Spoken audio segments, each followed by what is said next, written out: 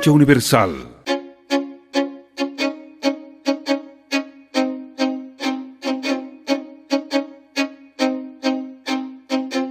¿Qué es lo que se está trabajando en esa ley asambleísta?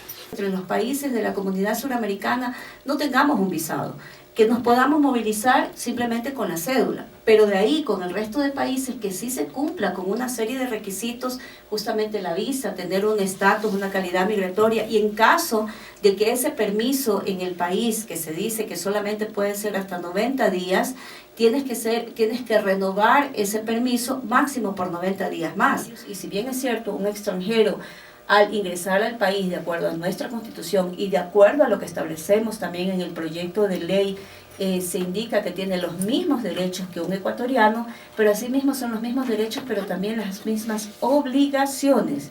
La incoherencia entre la Ley de Migración y Extranjería y la Constitución.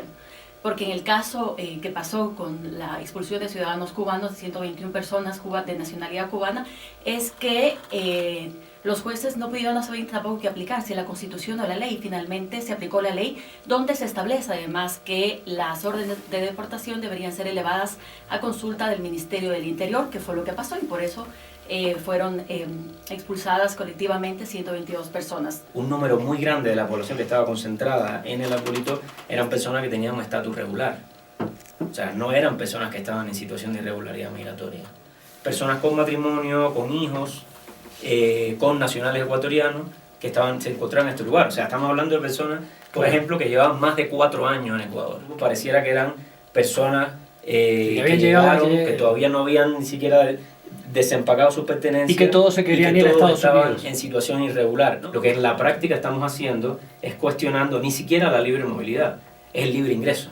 O sea, es el no requisito de visado para ingresar al país. Efectivamente, lo que pasó con los cubanos, a mí personalmente me parece terrible y pedimos algunas explicaciones al respecto, que todavía las estamos esperando.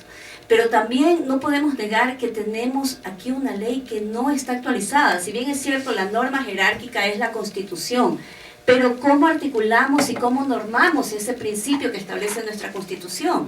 Y esos son los temas que estamos tratando de recoger en la ley. Mientras más trabas ponemos, mientras más barreras ponemos, más fortalecemos las redes de tráfico de trata, de tráfico ilegal. O sea, tú propones que entre todo el mundo, sea quien sea, cualquier ciudadano y ciudadana, sin que tenga ninguna visa.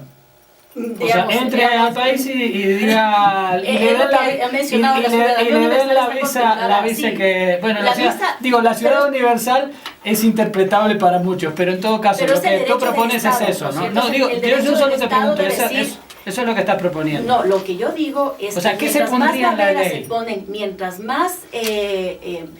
más requisitos pones, más endureces, ya, pero más fortaleces. ¿Qué pondrías en la ley? Porque entonces no sería necesaria una ley. No tengo cómo garantizar derechos, ¿no es cierto? Porque es población que tiene que acceder a derechos a salud, a vivienda, a educación. No, pero yo lo que te pregunto, Giovanna, es que vas a poner en la redacción. El ideal es eso. Es decir, ¿cómo lo vas planteando? Los ideales son muchos y tenemos muchos ideales. Pero ¿qué pones en la redacción de la ley? ¿Cómo redactas la ley? ¿Cómo redactas los artículos? Tú pones, de ahora en adelante, todos los ciudadanos del mundo pueden entrar al Ecuador, no necesitan ninguna visa. ¿Cómo redactas?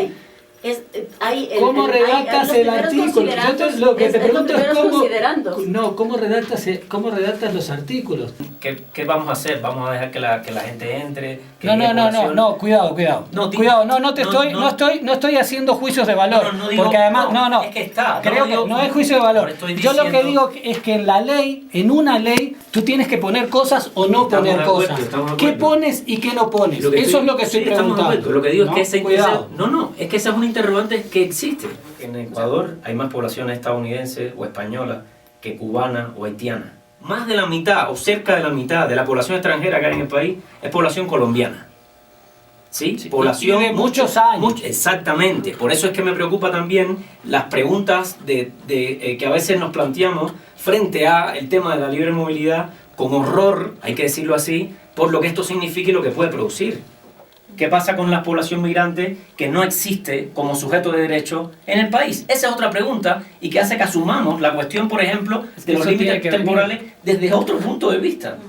Cumplidos los 180 días procede el abandono del país, procede la deportación del país, pero no pueden estar más de 180 días. O sea, en la ley se pone como que procede la deportación. Sí, sí está. Entonces, por lo tanto, va a existir una criminalización, porque si uno pone que va a haber deportación, si no lo deportan, tienen que ser criminalizados. Digo, es casi por opción una cosa. Porque Ecuador no puede convertirse en un estado tapón, ¿cierto? En este estado que va de la mano de las políticas restrictivas tanto de México como de Estados Unidos. Yo creo que eso sí hay que cuestionarnos, hay que decir, somos un estado tapón, no queremos ser, por lo tanto, vamos a ver cómo va la ley. Es seguir pensando desde el enfoque de derechos humanos y alejarnos de las prácticas y soluciones punitivas y de criminalización de población migrante, es lo único que... Una normativa que está caduca con la Constitución y que está teniendo ese enfoque de derechos humanos, está teniendo precisamente ese enfoque de poder tener esa libre movilidad humana con responsabilidad.